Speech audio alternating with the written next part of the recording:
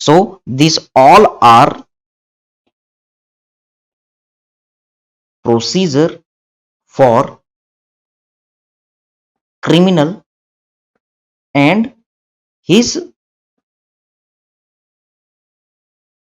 punishment. तो इस simple way में आप सीआरपीसी को समझ सकते हैं.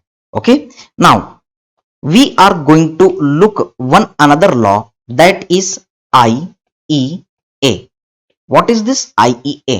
IEA stands for Indian, E for our evidence, A for you can remember act. So this is our IEA. Yes. ये कब लॉन्च हुआ? Again remember it is launched in 1872. Yes, आपने देखा कि CRPC 1973 में लॉन्च हुआ. You can remember with one correlation, यहां पर 19 है तो यहां पर 18 है, यहां पर 72 है तो यहां पर 73 है. ओके, 18, 19, 72, 73, एक एक बढ़ाना है आपको.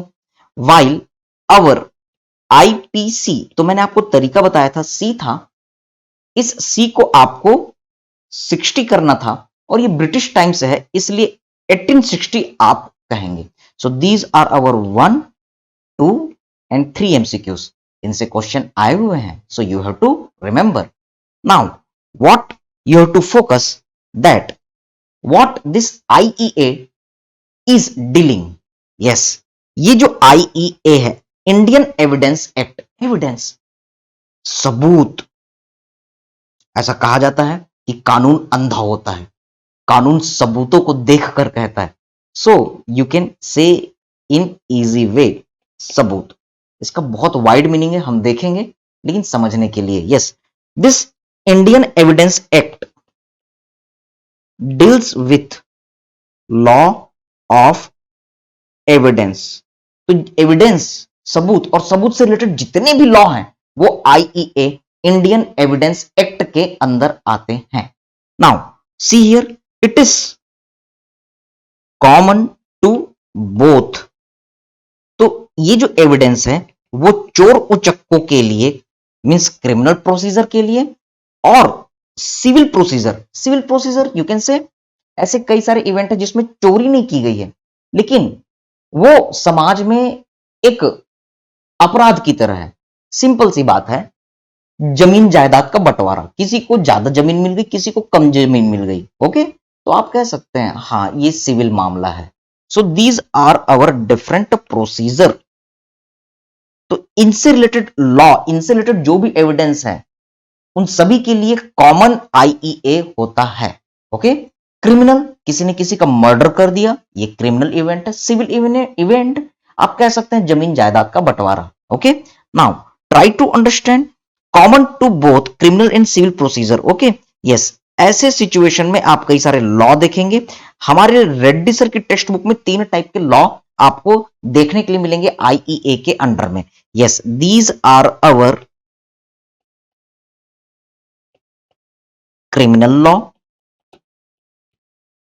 सिविल लॉ, और साथ में एक और डिस्क्रिप्शन आपको मिलेगा कॉमन लॉ का.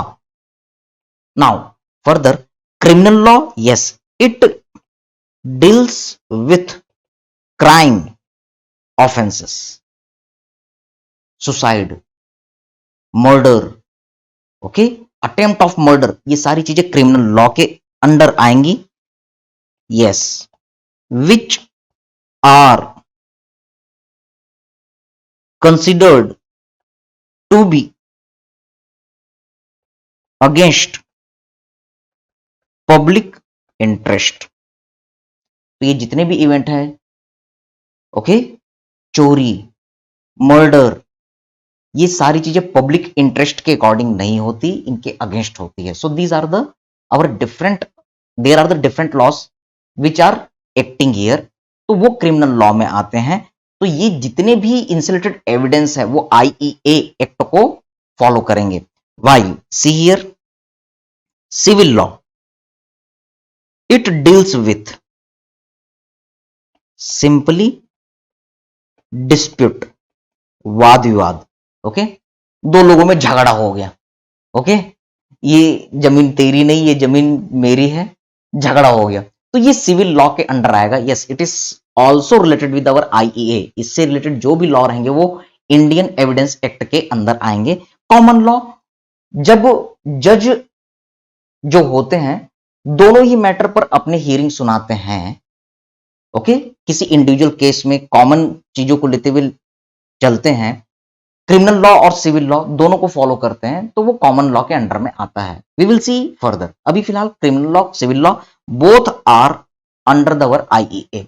Now see here, after this all, now we are going to look for the our next topic, that is inquest.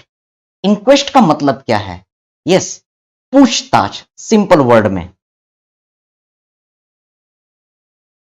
you can say simply the inquiry. You can say simply the investigation. Fine. Now try to understand. आपने अक्सर movie में देखा होगा कि कोई भी आदमी जब अदालत में आता है, कोर्ट में आता है, तो उसे गीता दी जाती है और एक कसम दी जाती है। गीता पर हाथ रख करके कहिए, जो कहेंगे, सच के अलावा कुछ नहीं कहेंगे। Okay, yes. और उसके बाद आदमी बोलता है कि मैं जो कुछ कहूंगा, सच के अलावा कुछ नहीं कहूंगा। और उसके बाद ये झूठ बोलेगा, ये झूठ बोलेगा, ये झूठ बोलेगा। Okay, so always you are looking in our different movies. और फिर कोर्ट में तारीख पे तारीख, तारीख पे तारीख, तारीख पे तारीख चलती जाती है और पूछताछ का सिलसिला बढ़ता चला जाता है। Okay, so you can remember in this funny way the inquest. It is very most important topic. इसके ऊपर शॉर्ट नोट भी आता है और एमसीक्यू तो आते ही हैं। Fine. What you have to remember that this investigation, inquiry is our inquest in simple word. Now try to understand. Yes, these investigations we are doing for cause of death. आखिर किस चीज के लिए हम investigation कर रहे हैं? For the cause of the death. अक्सर अब आप देखेंगे कि फोरेंसिक मेडिसिन के जो टीचर्स हैं हमारे फोरेंसिक के टेक्स्ट बुक में इस कॉज ऑफ डेथ को बार बार रिपीट होने के कारण इसको शॉर्ट फॉर्म में सीओडी के वर्ड से शो किया जाएगा। Okay, now try to understand. Like एक एग्जांपल लेते हैं। इन केस ऑफ मर्डर, अगर किसी का खून हो गया या फिर अननेचुरल डेथ है, तो इस सिचुएशन में आप क्या करेंगे? आप जो भी पूछताछ कर रहे हैं, जो भी इंक्वायरी कर रहे हैं, इसे ही हम इंक्वेस्ट कह रहे हैं। Okay, now further there are certain types of inquest. तो इंक्वेस्ट के कौन कौन से टाइप्स हैं? Yes, there are 2 types. इसके 2 टाइप हैं।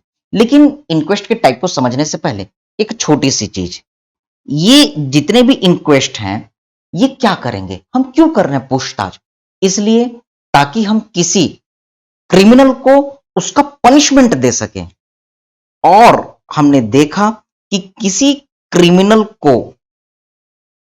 उसका पनिशमेंट देने का जो भी प्रोसीजर है, चाहे वो वारंट हो, चाहे वो अरेस्ट हो, चाहे वो कोर्ट हो, चाहे जजमेंट हो, चाहे पनिशमेंट हो, कोई भी प्रोसीजर जिसके थ्रू हम क्रिमिनल को पनिशमेंट देते हैं वो सीआरपीसी के अंडर आता है। So definitely this inquest is also yes under the our CrPC. All investigations are procedures and you know very well all procedures especially for crime and punishment, they are part of CRPC. So this is very important question beta. You must know that this our inquest is under the CRPC. ये IPC के under नहीं है, ये IEA के under नहीं है, ये CrPC के अंडर है।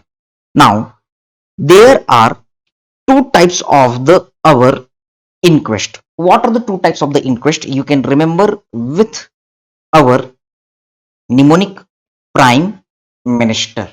Yes, P and M.